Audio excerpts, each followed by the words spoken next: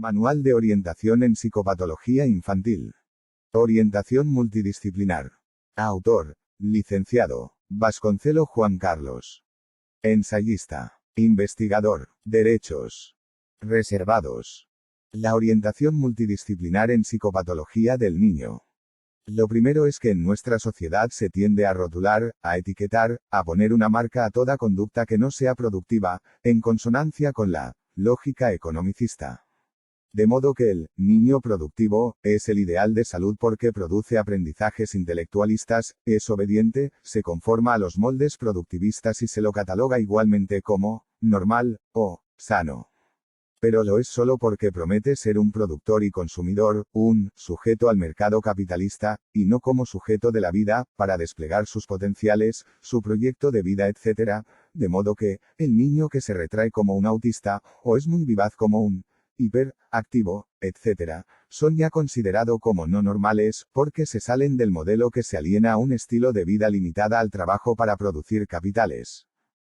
De modo que, todo cambia en lo atinente a tratar de enfermo o no a un niño si acudimos a la lógica social, que mora en el inconsciente social, según lo estudiamos desde el socioanálisis transdisciplinar.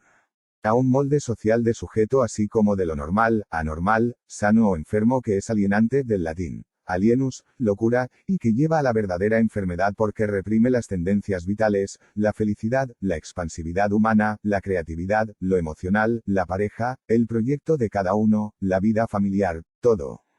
Es una sociedad enferma porque está estructurado como la paranoia, dividido en clases sociales en luchas, que lleva a la desigualdad, opresión del ser humano por minorías psicotizadas que solo buscan la rentabilidad de todo.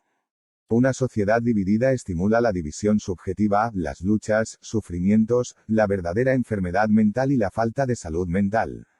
De modo que, una operatoria propia de la orientación o guidance consiste en orientar con verdad y no desde ideas, valores o ideales de conformismo a una vida invivible que enferma.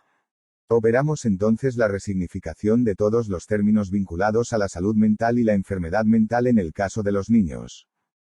Con la premisa fundamental de que las ciencias de la salud mental, y la psicopatología como disciplinas que reciben aportes desde la psicología, el psicoanálisis, la psiquiatría, el trabajo social, la psicopedagogía, etc., implican determinaciones ideológicas y que mantienen compromiso conceptos adaptativos y alienantes, partimos de que posee aportes positivos pero también compromisos con conceptos condenatorios, que deprivan en categorías psicopatológicas igualmente condenatorios y estigmatizantes, dañando el proyecto emocional y de vida del niño. Nos posicionamos además en el derecho del niño a la salud psicosocial auténtica, y que el cruce entre la psicopatología y los derechos del niño lleva a nuevas perspectivas como el derecho a la salud mental como prerequisito de todo abordaje del niño. Es decir, orientamos para liberar al niño de los conceptos condenatorios y estigmatizantes de las diversas ciencias y que, como aportes autorizados por universidades, etc., posee una eficacia negativa que potencia el daño psíquico, el daño al proyecto de vida, entre otros.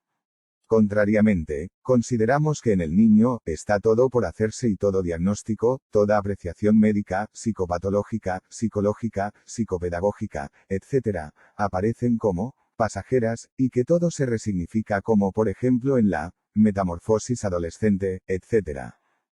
El encuadre deconstructivo de la orientación multidisciplinar. Orientamos entonces desde el enfoque deconstructivo de la función de las ciencias que surgieron para la salud mental pero que en el fondo legitiman la enfermedad mental producida por el capitalismo así como el proceso de despsicopatologización del niño, tanto como la crítica 3, al adultomorfismo, donde observamos al niño a la luz de la visión adulta sin bajarse al nivel del niño, para ver sus necesidades reales. Y 4. Criticamos el reduccionismo de las disciplinas como la psiquiatría, la psicología, el psicoanálisis, etc., promoviendo la interdisciplina, la multidisciplina y la transdisciplina que es cuando a partir de aportes parciales se accede a una nueva gestalt con objeto propio.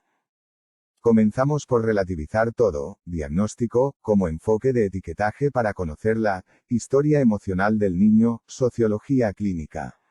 Nos interesa su mapa emocional, su dinámica familiar, la pareja de los padres, lo que sostiene la familia y los padres sobre el niño. Nos interesa el lugar del niño en el deseo de cada padre, donde cada padre posee expectativas respecto del niño y además induce modelos, ideales, valores, roles, etc., que el niño cumple o no, porque asistimos a la dialéctica de linajes entre los padres.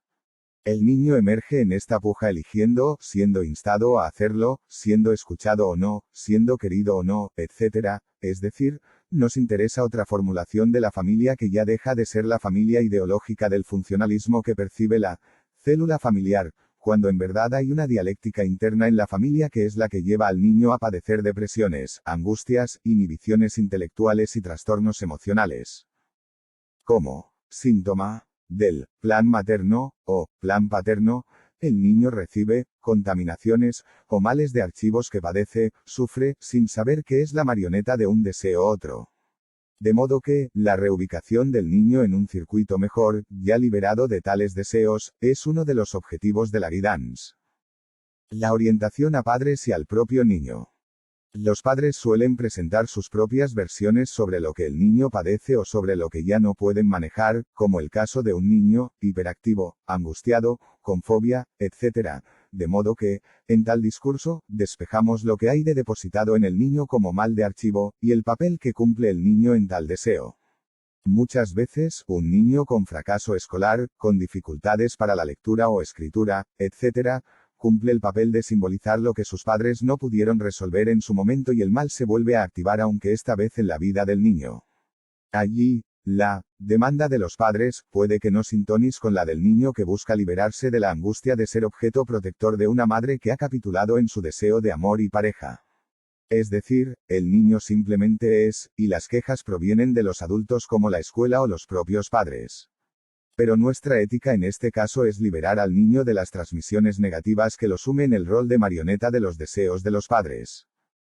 Respecto de los padres, apuntamos a liberar a tales de sus propios fantasmas, de sus modelos internos de crianzas, de sus métodos de disciplinamientos, de sus síntomas transmitidos al niño sin saber, así como de modelos transgeneracionales del que ellos mismos son el eslabón sin tener siquiera conciencia. Es decir, operativo liberación, para todo el mundo evidenciando la verdad como, aletheia, vía, mayéutica, escucha, interpretación interrogativa, y un encuadre donde historizar y comentar sobre si resulta capital.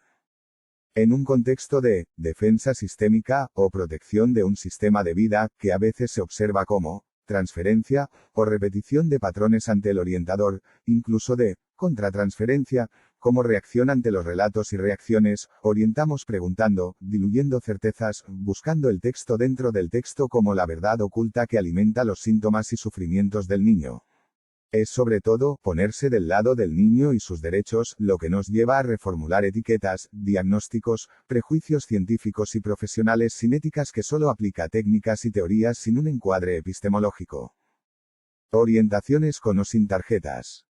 Podemos orientar con o sin tarjetas y las mismas se nos presentan como recursos o herramientas para facilitar preguntas, consignas, orientar la búsqueda y la orientación así como la secuencia de la orientación.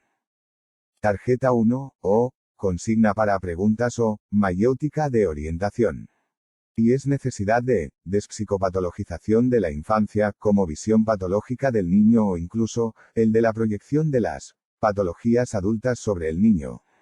Mejor aún, el adultomorfismo del niño, como imposibilidad de descentrarse del punto de vista adulto para escuchar y conocer el discurso y modelo de mundo y sufrimiento del propio niño.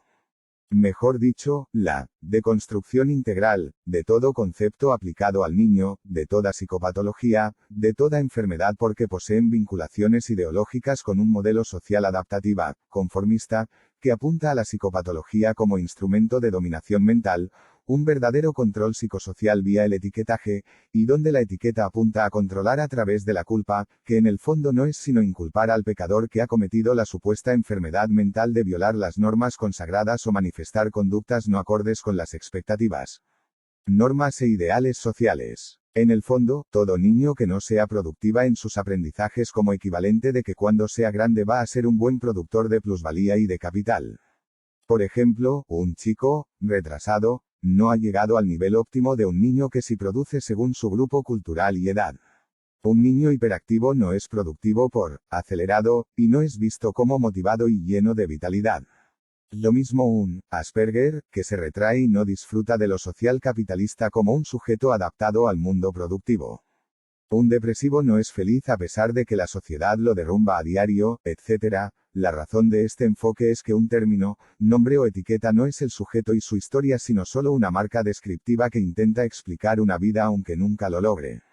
No somos el diagnóstico sino una historia. Entonces y como parte del encuadre de orientación, partimos a conocer la historia real del niño sin tomar como verdad ningún diagnóstico, concepto técnico, teoría o prejuicios científicos.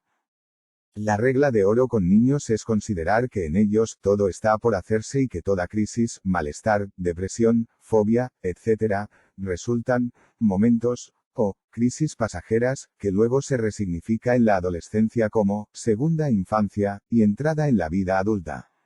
Es por ello que muchas enfermedades se detonan en la adolescencia, lo que no excluye que muchos síntomas, crisis o males no se consoliden en la niñez y se continúen con posterioridad. Tarjeta 2. La consigna para preguntas en esta tarjeta es, los problemas adultos a veces se reflejan en los niños. Es el niño y sus síntomas como un ataque de angustia, una ansiedad excesiva, crisis de llantos, etc., como consecutivo a la separación de los padres o conflictos entre ellos como la violencia de pareja donde el niño imita al padre en el trato a la madre, entre otras posibilidades. Es por ello que ante la consulta por el niño enviado por la escuela o la propia familia, debamos indagar sobre la dinámica emocional de los padres, donde el niño se posiciona del lado de su par hombre, o si es niña, la madre, por lo que, actúa el escenario de los padres en el sentido también de mediador, que con su enfermedad intenta resolver como la regresión a conductas previas en la enuresis, encopresis, fracaso escolar, etc., para despertar la atención de los padres y minimizar los conflictos. Es decir, todo niño participa con los padres en idas y vueltas de identificaciones a ambos. En los casos en que el niño está atrapado en el deseo de un padre o la madre, necesitamos conocer las fantasías o pensamientos que las sustentan en el discurso de los padres. Es decir, conocer el lugar que ocupa el niño en el deseo de cada padre y cómo se transforma en soporte de sus proyecciones y expectativas. Solo así podremos comprender el sentido de un síntoma, de un fracaso escolar, de una fobia, etc., porque asume tales miedos inducido por sus padres. Me refiero a inducción inconsciente, o a través de identificaciones proyectivas, en que el padre se deposita en su hijo para repetir su propia infancia y sus miedos y síntomas. Tarjeta 3. Es deseable rastrear si las quejas de los padres o la escuela, etc., son ciertas en el sentido en que pueden ser definiciones adultas, proyecciones de los mismos o ideas fundadas en prejuicios. De modo que rastreamos en el discurso de los padres si no asistimos al síndrome de Munchausen, donde se inducen y adjudican síntomas a los hijos solo porque el adulto las vivió en su infancia. Una madre depresiva tiende a proyectarse en su hijo, o un padre obsesivo escenificar rituales y disciplinas transmitiéndose en su hijo en su neurosis obsesiva. Esto suele ser común pero en el caso del síndrome de Munchausen, con P. de si asistimos a padres que definen la vivacidad del niño como hiperactividad, su tristeza pasajera como depresión, su encierro en el espacio potencial del juego, según Winnicott, como indicador de autismo o su característica de niño callado, como autismo, etc., una madre puede proyectar en el hijo tranquilamente la psicopatía del padre a través de sugestiones subliminales que el niño asume en su conducta. Eres como tu padre. En el caso de maestras y profesores, muchas veces proyectan cuadros o enfermedades como esquizofrenia sobre niños inquietos y desinteresados en la escuela porque en su programa de vida, el estudiar no está codificado, etc. Una docente solía utilizar las iniciales TGD para todos sus alumnos solo porque no lograba aprendizajes con los mismos. En el caso del afán de rotular de los profesionales, asistimos a lo mismo y lo que denominan diagnóstico clínico, fundado en el DSM, CIE-10, etc., aparecen ya como mecanismos de etiquetajes altamente fundado en delirios psicológicos, que aplican mecánicamente, sin entrever la singularidad y característica propia de cada niño, adultomorfismo psicopatológico. Tarjeta 4. La consigna en esta tarjeta es que existen fobias estructurantes, como fobias pasajeras, propios de momentos de subjetivación, como sucedió en el famoso caso Juanito, de Freud, donde el miedo a los caballos y que entren en la pieza y lo castre, es la proyección de la angustia de castración del complejo de Edipo de Juanito, que así proyecta en un sustituto como el caballo el temor a la castración atribuida al padre. Sucede cuando el niño descubre que existen seres sin penes y considera que fue el padre, surgiendo el temor a ser castrado, lo que lo obliga a reprimir en el inconsciente y la fundación de sus deseos incestuosos hacia la madre. Es lo que conocemos como prohibición del incesto, cuyo operador es el padre, a quien además, el niño se identifica, saliendo de la órbita del deseo materno, adquiriendo apellido y ubicación en un linaje. En este caso, la fobia es el indicador de todo el proceso de subjetivación y no un cuadro psicopatológico que sí podemos considerar en la fobia social de un adulto. Suele ser común hacia los 4 o 6 años y lo que sí es preocupante es su ausencia. Ello indicaría que se está gestando cosas negativas porque el niño no se está fundando como sujeto a partir de la rivalidad edípica con el padre y el despegue de la madre. Tarjeta 5. Destraumatizar. Es la consigna de esta tarjeta en casos de niños, vapuleados, abandónicos, que ha sufrido abandono emocional, abandono real, y toda clase de maltratos físicos, psicológicos, emocional, etc. Muchas veces, el niño es transformado en el objeto exclusivo del sadismo adulto, sufriendo violencias, y sin que los demás se den cuenta sino más tarde. En el caso de niñeras sádicas, cuidadores, etc., necesitamos orientar en el sentido de un psicotécnico previo, e igualmente, realizar el monitoreo, porque no todos los adultos pueden bajarse al nivel de los niños, como regresión instrumental, y pueden desequilibrarse agrediendo al niño. El maltrato genera marcas, quedan secuelas y necesitamos ir a la búsqueda de tales en los dibujos infantiles, sociografía, en el discurso del niño, en su memoria y en lo que los padres nos cuentan. La terapia de juego resulta prometedor porque ayuda a cambiar actitudes defensivas hacia modos de ser más flexibles y relanzar el aprendizaje creativo en los niños. A veces, el niño ni se da cuenta del maltrato porque en el universo cerrado de su familia es lo único que ve y no posee capacidad comparativa para ver otra realidad. Posteriormente, el método represivo de educación se repite en la siguiente generación y la idea es despotenciar tales. Tarjeta 6. Niños que se hacen popo fuera de edad, es la consigna. Son niños que denuncian algo con su conducta regresiva, ya sea lo traumático del despegue en el jardín, o de conductas sobreprotectoras de los padres, que incentiva la regresión y la añoranza de los mimos de edades anteriores. A veces la encopresis denuncia un abuso sexual y necesitamos indagar en su mapa familiar respecto de cuidadores, primos, tíos, etc. A veces es una encopresis genealógico, porque sucedió en la infancia de uno de los padres y el mal de archivo se reactiva como recapitulación de la propia infancia del adulto en un intento de resolver el tema. Es decir, la incontinencia anal constituye una demanda, un símbolo de que algo pasa en la vida del niño y no solo un tema de continencia o no, desde ya que hacia los 4 años todo niño logra el control de esfínteres pero esta se ve dificultada por los casos arriba citados. En este sentido, el síntoma resulta entonces en el síntoma de una verdad reprimida en el deseo de los padres, o es el producto de cosas que el niño está sufriendo o buscando como el caso de niños dependientes fijados a conductas regresivas. Tarjeta 7. La dislexia emocional y la disgrafía impulsiva.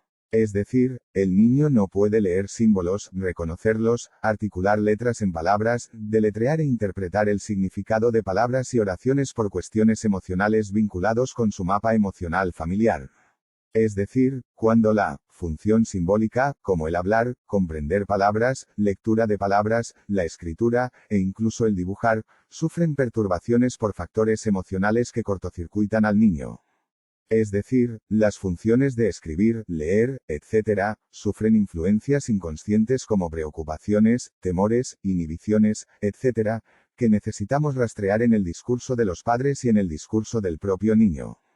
La dificultad es para leer la realidad que le preocupa, o estar tan angustiado y deprimido por temores, amenazas, etc., que no puede leer o escribir bien. Son los casos de dislexias emocionales y disgrafía emocionales, donde no lee bien o no escribe con trazos armónicos porque su misma vida emocional no resulta armónica. También tenemos el caso de dislexias y disgrafías genealógicas donde se activan modelos transmitidos como la dislexia del padre o su disgrafía como un repetirse en los propios, vía inducción del síntoma en el niño. Son los niños atrapados en el fantasma paterno o materno, y necesitamos indagar en el mapa emocional de los padres. Cuando indagamos sobre la historia escolar de los padres, las dificultades o lo que cada padre dice, tanto como el propio niño, podemos despotenciar las premisas emocionales que alimentan las dificultades para leer o escribir. Pero ello no excluye casos en que exista retraso lector, dificultades para leer por déficit de vocabulario, prácticas, modelos lectores estimulantes, u otras razones tanto familiares como escolares. La regla en esto es que se aprende a leer viendo leer a adultos como andamiaje y modelos, así como quien más lee más sabe leer y quien menos lee menos lee. Efecto San Mateo en lectura. Tarjeta 8. Desnivel en las líneas del desarrollo.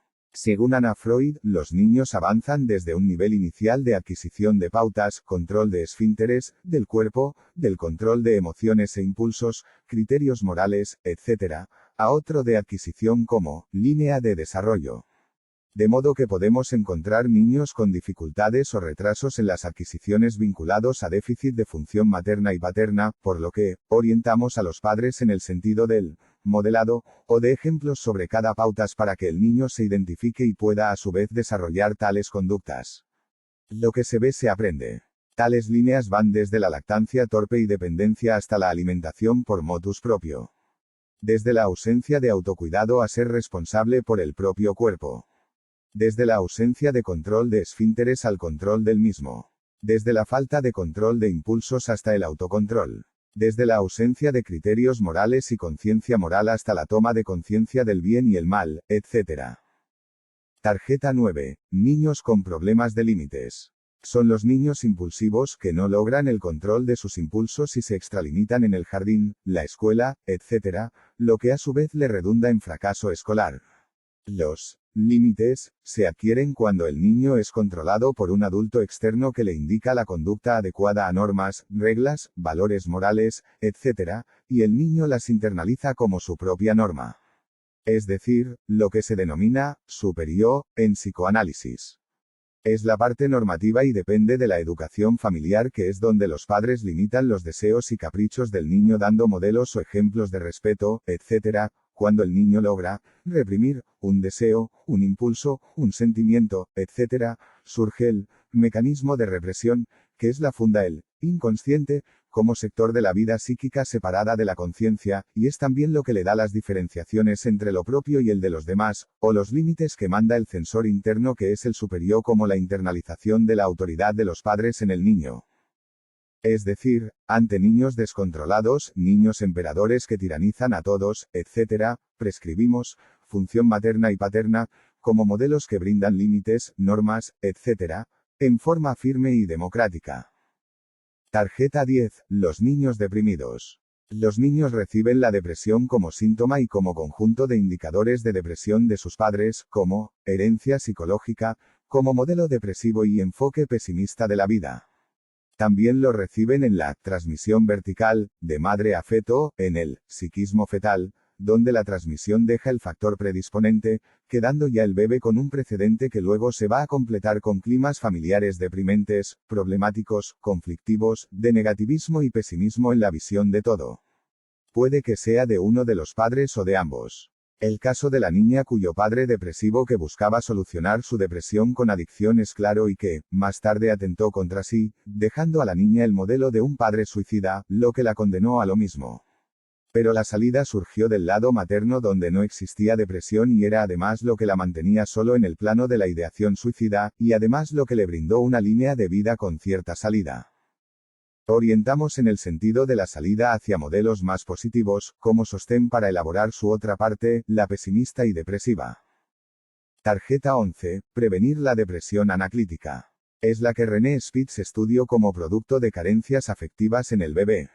Es decir, los bebés estaban bien cuidadas desde lo físico, bien alimentadas, en filas como en el hospital, pero con carencia del alimento emocional. A veces producto del rechazo materno o la oscilación de esta desde mimos a rechazos, propios de una comunicación en doble vínculo donde, por un lado, afectos positivos, por otro, de afectos negativos, etc. Esta comunicación materna lleva a la devastación emocional, a la angustia, la ansiedad y confusión, predisponiendo para futuros trastornos. Un prerequisito para la privación afectiva parcial, tanto como total, es que el bebé haya mantenido buenas relaciones afectivas durante varios meses para luego perder el contacto con la madre. El primer mes consecutivo a tal pérdida, se vuelven llorones, requiriendo a la madre. El segundo mes los llantos se transforman en chillidos, pierden pesos, se detiene el desarrollo. Finalmente, en el tercer mes, rechazan el contacto como característica fundamental, se acuestan boca abajo, insomnios, más pérdida de pesos, posible enfermedades, retraso psicomotor, rigidez en la expresión facial que se fija luego del tercer mes. Si se restituye a la madre o un buen sustituto que estimule emocionalmente, puede que relance el deseo de vivir si no se llega al periodo crítico, situado entre finales del tercer y quinto mes. Tarjeta 12. Niños abandónicos. Son los casos en que quedaron secuelas producto de abandonos emocionales, a diferencia del abandono físico en que hay alejamiento de los padres y baja estimulación emocional. Es decir, la pobreza emocional de tales niños nos indica que la escuela emocional de la familia, de los padres o sustitutos como abuelas, tías, etc., fueron insuficientes como para compensar y reparar las carencias emocionales iniciales. Pero con un ambiente facilitador de afectos positivos, con estimulaciones emocionales e intelectuales con inteligencias múltiples, podemos lograr revertir el cuadro del temor a quedarse solo, la labilidad emocional, el miedo a la soledad, la inseguridad, el vacío subjetivo, la falta de empatía, entre otros. Tarjeta 13. Niños con carencias maternas y paternas. Se pueden dar tres posibilidades. 1. Niños con carencia paterna por alejamiento de este y el niño solo obtuvo sustitutos que no siempre cumplen el rol de suplente en forma adecuada como para servirle al niño como modelo de afecto, límites y orientación en la vida. 2. Niños con carencias maternas en que la falta real fue de la madre, con lo que, la parte materna de la psiquis, la faz emocional, las ternuras y sensibilidad serán muy pobres en tales niños si las sustitutas no logran compensar las carencias.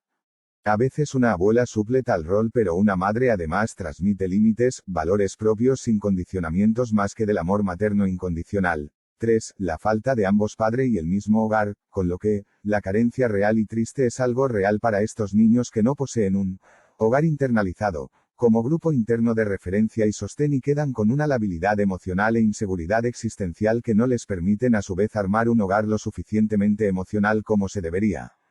En otras, los hogares sustitutos como el de una tía, abuela, etc., logran compensar las fallas de origen aunque madre y padre son diferentes que otros suplentes que suelen aportar cuidados materiales pero no afectos ni límites como uno acostumbran con sus propios hijos.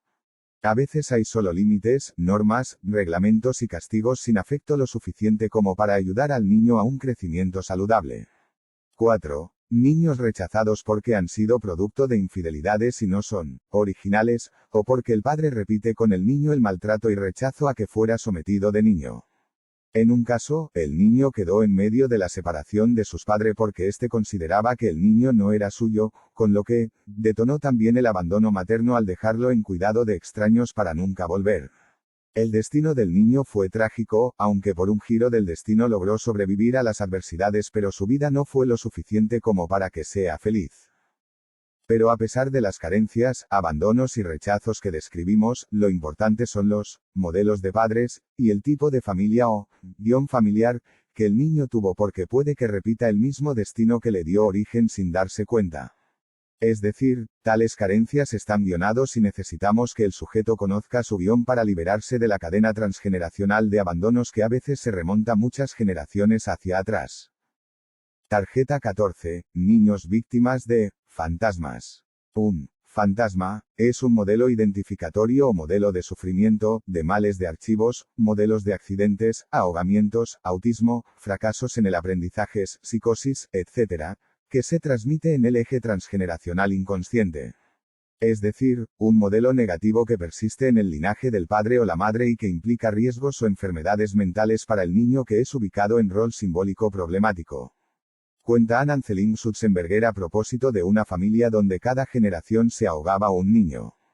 Eran los mortelag, mort, igual a muerte, y lag, igual a lago. También de accidentes programados, como el ser ubicado en tal lugar, o de niños autistas, entre otros. Otra forma de definir un fantasma es que son secretos de familias, como incestos, crímenes, bastardajes a que se someten a los niños que son asesinados, abusados o sufren el bastardajes por abandono sin que nadie entienda las razones. Finalmente, el niño puede estar atrapado en el fantasma del padre ausente, y adquirir sus cualidades a partir de fantasías donde construye a tal figura ausente con sus pecados y complicaciones para el futuro del hijo. Tarjeta 15. Sin lugar a dudas que a los niños víctimas de incestos y abusos sexuales les quedan secuelas, como traumas no elaborados que necesitamos despotenciar. El miedo, la fobia, la inseguridad, las pesadillas, etc., deben ser descargados a través de la terapia de juegos y otros recursos como la sociografía, donde indagamos sobre tales secuelas o indicadores del daño emocional y al proyecto emocional del niño.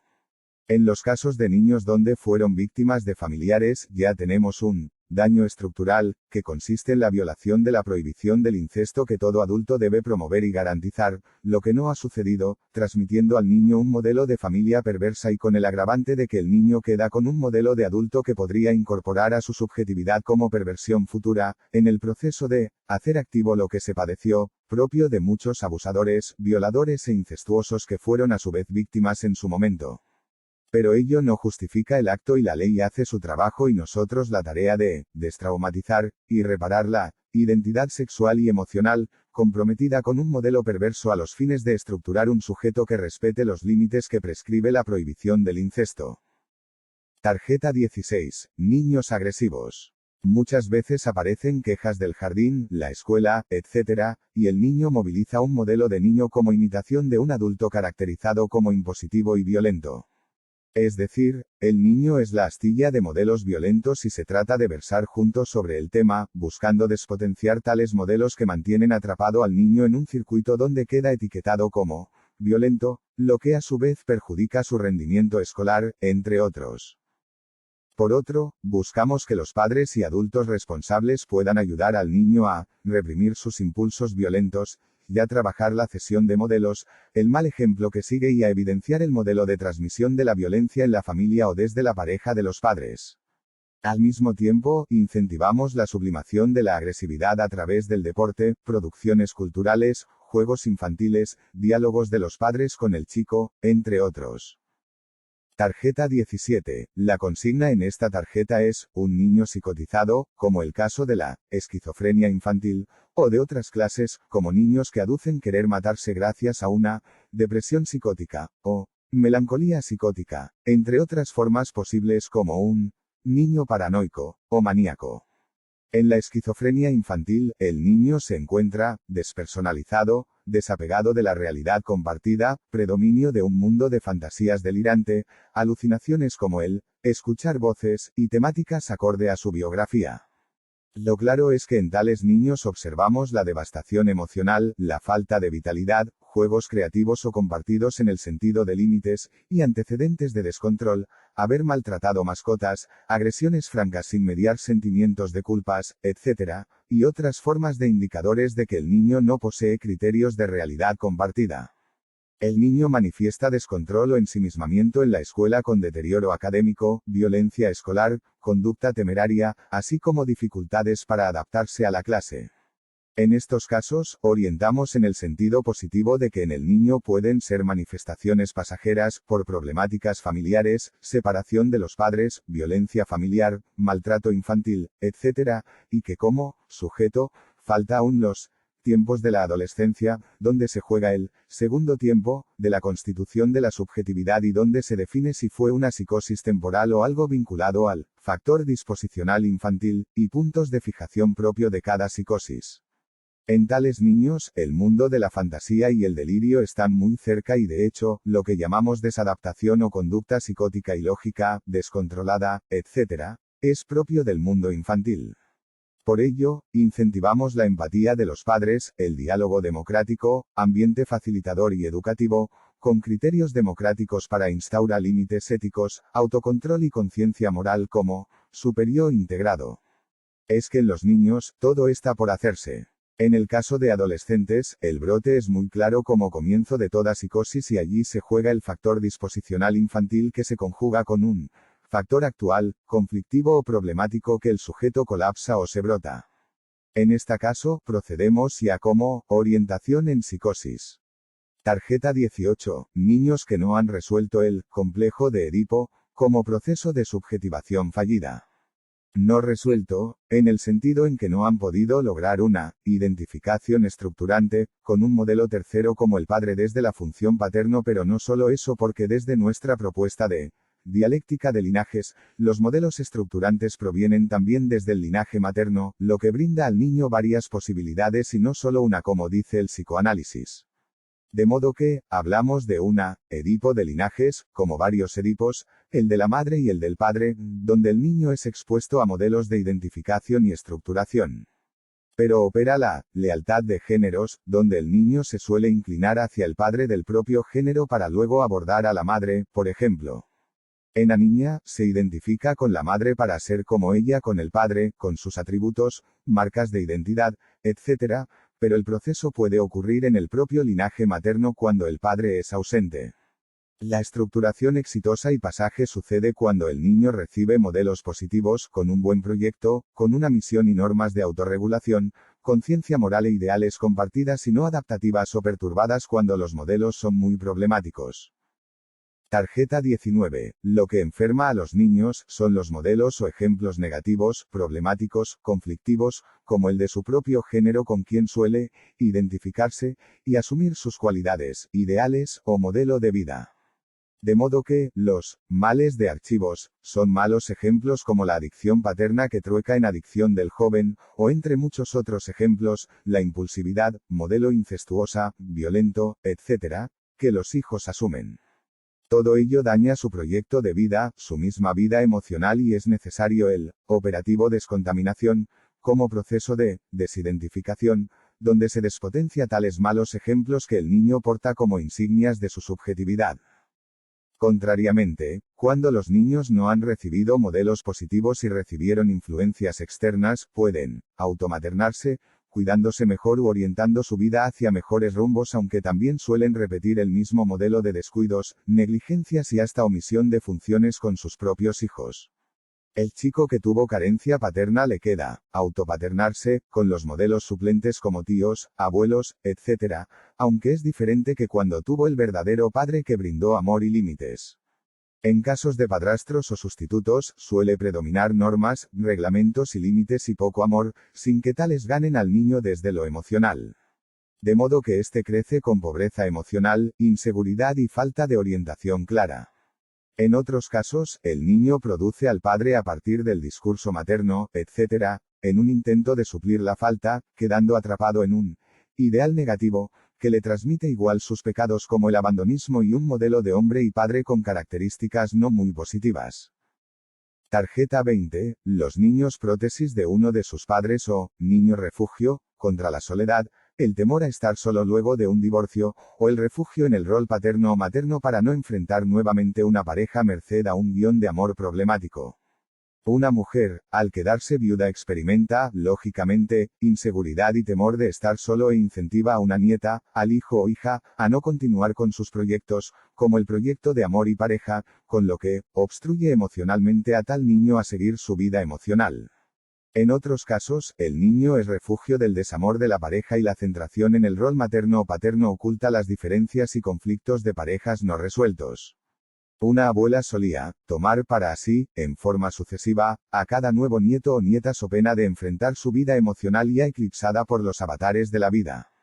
A veces, son niños marentalizados, que deben maternar a sus hermanos con un padre que se quedó solo o la madre que parentaliza a un hijo a quien ubica en el rol del padre, soportando además a la astilla de un palo, con quien tuvo problemas de parejas. Finalmente, los niños pueden ser refugios en la procrastinación como temor a enfrentar nuevamente otro amor por falta de resolución del guión problemático de amor. También podemos llamar a tales niños muletas, que han sido alienados al deseo de un adulto impidiéndoles hacer su vida. El proceso de liberación debe contemplar también la orientación a adultos, así como a la tercera edad, porque no es cuestión de que se separe al niño y dejar allí solo a tales. Se trabaja entonces varias orientaciones buscando la concreción de todos los proyectos emocionales, considerando el derecho a la salud de todos. Tarjeta 21. El fracaso escolar, como síntoma de la familia, de la pareja de los padres y como síntoma institucional de fracasos. Es decir, cuando los grandes fracasan en socializar con salud mental a la nueva descendencia. Pero suele suceder que proyectan la culpa en el niño que es etiquetado, inculpado de fracaso escolar. Por el contrario, son los adultos, como el problema de pareja de los padres, una separación, violencias de parejas, abuso sexual, maltratos, problemas económicos, modelos familiares poco adeptos a los estudios, etc., los que provocan que el niño no valore la escuela. De modo que, los fundamentos emocionales del fracaso escolar considerado como intelectual, arraigan en problemáticas familiares que necesitamos conocer y visibilizar en función del supuesto fracaso. Por otro, las instituciones escolares suelen ser homogeneizantes, coartan la iniciativa, la creatividad, es intelectualista y sofoca las inteligencias múltiples, por lo que, llevan a que el niño fracase al faltar métodos de motivación, atención personalizada y a la vez grupal, métodos activos, escuela participativa, liderazgo democrático, entre otros. Tarjeta 22. Los niños que delinquen suelen provenir de zonas marginalizadas, productos de la necesidad y pobreza, que también conocen la calle al tener que salir a cartonear o directamente robar como método de subsistencia en familias devastadas. Lo calificamos de pre-delincuentes, y el riesgo de terminar en una carrera delictiva es muy grande, por lo que salimos a prevenir, a plasmar proyectos preventivos escolares, talleres de psicojurídica, capacitaciones para jóvenes y preadolescentes, y una escuela participativa, con múltiples proyectos que atraigan el interés del niño y de adultos que le ayuden a resignificar el guión delictivo en marcha. La tarea entonces es despotenciar además las miradas de criminalización, de condena y estigmatización de tales niños y poder brindarles contextos institucionales y orientaciones que reviertan el proyecto negativo citado. Tarjeta 23. Ya hemos hablado de los niños psicotizados, más abajo y ahora nos toca especificar la línea de trabajo con niños esquizofrénicos.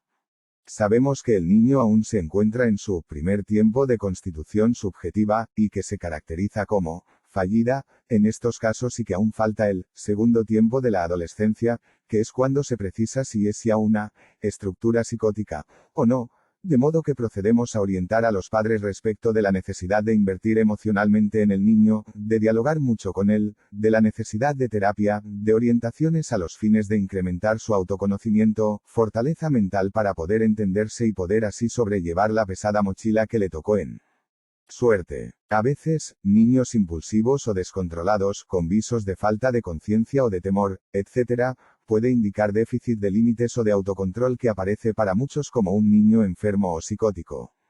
De modo que procedemos a orientar hacia la conciencia moral, la sensibilidad, autoconciencia, juegos compartidos, tareas, etc., para que el niño adquiera nuevas identificaciones positivas que le ayudarán para afrontar la irrumpida adolescente donde se va a poner a prueba su estructura. Es decir, el niño comparte muchas conductas locas con el psicótico y a veces se confunde con un niño psicotizado. Además, en el niño todo está por hacerse y darle herramientas de autoconocimiento, mayor empatía, autoestima, vínculos positivos, etc., le ayudarán a afrontar la adolescencia con mejores herramientas. Tarjeta 24. Los niños perversos. Es mejor no concluir con que el niño sea ya un perverso de cabo a rabo.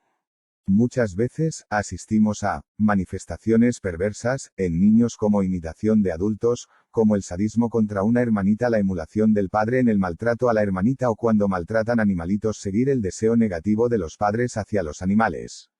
Es decir, los chicos representan a los padres en su conducta y cuando observamos conductas sádicas, voyeristas, etc., pongámosle la firma de que ponen en escena conductas observadas en algún adulto.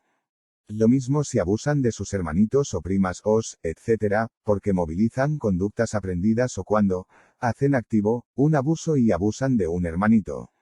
Pero también poseen pulsión sexual, aún en sin controlar en forma consciente y pueden extralimitarse como el caso del perverso polimorfo, que caracterizó Freud y en que el niño no posee aún vergüenzas, escrúpulos, etc., y se exhibe, se descontrola, etc., haciendo falta el control adulto y por supuesto, buenos ejemplos. De modo que es el primer tiempo de tales síntomas y aún falta el pasaje adolescente como para concluir que es ya un perverso. En este sentido, buenos ejemplos y una buena educación rinde sus frutos.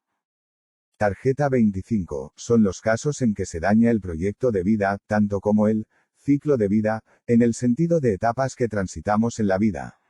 Un adolescente parentalizado, sin que pueda transitar más libremente su proceso, recibe un sobrepeso e injusticias vividas, que lesionan sus expectativas al ser ubicado en un rol fuera de tiempo. Los niños abusado, víctima de incestos, que reciben modelos delictivos, adictivos, que son maltratados, o reciben un modelo de amor problemático, dividido, hijos del divorcio, etc., son dañados en su proyecto vital, con lo que el operativo reparación encuentra su lógica.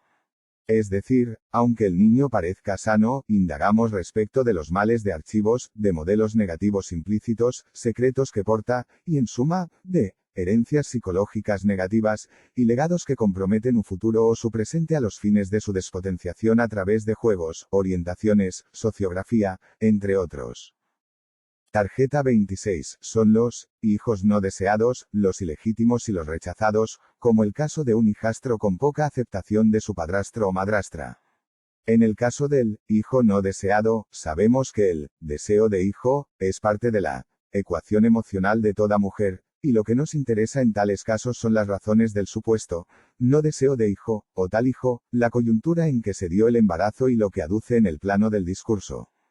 Nosotros buscamos el anagrama emocional, lo que nos comunica en el plano de la comunicación subliminal, de cómo debió buscar el aborto por motivos externos a su deseo como el rechazo del novio, u otras causales, lo que reformula el no deseo inicial. En el caso del hijo ilegítimo donde el niño es de otro padre, por ejemplo, sabemos que constituye el secreto de la madre, o la sospecha de él, con lo que aparece como motivo de silencios, de zonas no claras en la pareja y que opera perturbando la comunicación. Puede además ser el blanco de la hostilidad manifiesta u oculta por motivos obvios, con lo que orientamos en el sentido en que el chico pueda desarrollarse en un ambiente facilitador con las compensaciones del no ser querido por uno de los padres, incentivando toda clase de estímulos entre otros.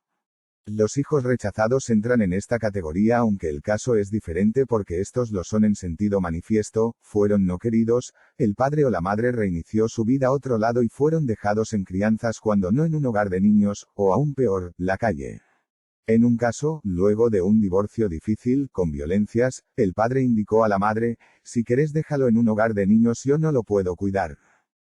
Tarjeta 27. Son los casos de niños rígidos, o niños con neurosis obsesiva. Se caracterizan por su falta de flexibilidad, creatividad, y viven con obsesiones, con temáticas varias, rituales obsesivos para dormirse, juegos compulsivos, y mucha capacidad de intelectualización con menor participación emocional. Es decir, mucha intelectualización y poca emoción. Tales niños inhibidos, limitados en sus capacidades corporales, suelen aparecer como callados, poco comunicativos, con lo que se socializan menos, padeciendo la asunción del carácter paterno, y la puesta en juego de un modelo obsesivo de vida. En estos casos, ubicamos el predominio del pensamiento obsesivo como la faz intelectual e incentivamos las inteligencias múltiples, para que el niño pueda expandir sus otras habilidades además de trabajar las razones de sus ideas insistentes que lo asedian y que lo angustian como la idea de perder a los padres, quedarse solo, enfermarse como el abuelito, no ser aceptado por el profesor, ciertas ideas vinculados con películas, conocimientos científicos, etc. En un caso, su obsesión era la Edad Media y le gustaba historia. Entonces, confesó un día que extrañaba al abuelo que vivía en el campo como se vivía en la Edad Media y del temor de que le pase algo porque no le quiso regalar una vieja bicicleta que tenía el abuelo. Tramitaba así de forma ambivalente, el amor y el odio en una obsesión. Tarjeta 28. Los niños histéricos. Son la puesta en escena de la histeria de los padres, como el caso de la niña cuyo carácter y reacciones histéricas emulaban al de la madre. En tales casos nos movemos en el terreno de las neurosis, porque hay síntomas histéricos que hablan de un psiquismo diferente al del niño psicótico, hay historia, relata los sucesos de su vida, recuerda muy bien, actúa el histrionismo o teatralidad como típico del cuadro y podemos considerar que no hay delirios ni alucinaciones. El mundo de la fantasía aparece muy desarrollado así como quejas, teatralidad, síntomas de conversión como el tirarse al piso y llorar reclamando algo, etc., manifiestan también miedos o fobias a animales, situaciones, etc., como forma de histeria de angustia, donde podemos considerar que se tramita algo inconsciente vinculado con su vida emocional como el desplazamiento hacia sus objetos de miedos, los temas de su problemática inconsciente que es la subjetivación. Juanito. El famoso caso de Freud, le tenía miedo a los caballos y más específicamente, el temor de que el caballo entre en su pieza a morderlo y castrarlo. Allí observamos la proyección del miedo o angustia de castración donde el agente de la castración es atribuido al padre, quien es proyectado sobre el caballo. Tarjeta 29. El autismo infantil precoz de Leo Kanner. El autismo es la detención brusca o velada del proceso de subjetivación que se da gracias al proceso de simbolización como el desarrollo lingüístico, el juego, etc. Es un niño que iba progresando cuando de repente se encerró, dejó de mirar a los ojos, ya no juega, ya no aprende ni habla y se operó una regresión a etapas previas al espejo del otro. Es decir, un suceso traumático como un desapego brusco, algo químico, una caída brusca, un desapego posterior al apego a una niñera o a la madre, etc., operó un abandono traumático para el psiquismo lábil del bebé o niño pequeño, detonando la regresión a lo preespecular o con anterioridad a la conformación del espejo, u otro a quien mira, sonreír, hablar, etc. El trabajo es lo que tratamos en orientación en autismo, al que remitimos y consiste en el incentivo del deseo, que incentiva el pedido o llamado, que a su vez incentiva el lenguaje y la reconexión con la realidad compartida. Tarjeta 30. Depresión y suicidios en niños. Sabemos que la depresión aparece en varios cuadros y que los niños se deprimen ante problemáticas familias, de parejas, la separación de sus padres, la pérdida de seres queridos, o cuando son maltratados o abusados, etc. De modo que, al detectar un niño con tristeza, inhibición, ideas negativas, el deseo de no querer vivir, autolesiones, llantos excesivos, etc., procedemos a orientar a la familia respecto de la depresión y apuntando a positivizar el enfoque del niño respecto de su familia. Algo pasa y debemos escuchar en el discurso de los padres o de uno de ellos respecto de las causales de la depresión del niño. Los niños pequeños se suicidan también y son los menos en relación a los adolescentes, pero cabe también los equivalentes del suicidio, en que el niño se cae, le pasa algo, etc., producto del descuido emocional, el maltrato, el abandono emocional, el abuso sexual, entre otros. Con la terapia de juegos, los dibujos y el propio discurso del niño buscamos indicadores y razones apuntando a que descargue y elabore las circunstancias que lo deprimen. Lo mismo con los padres que faciliten un ambiente facilitador y que cesen los castigos, conflictos o abandonismos que deprimen a los niños. Licenciado Vasconcelo Juan Carlos.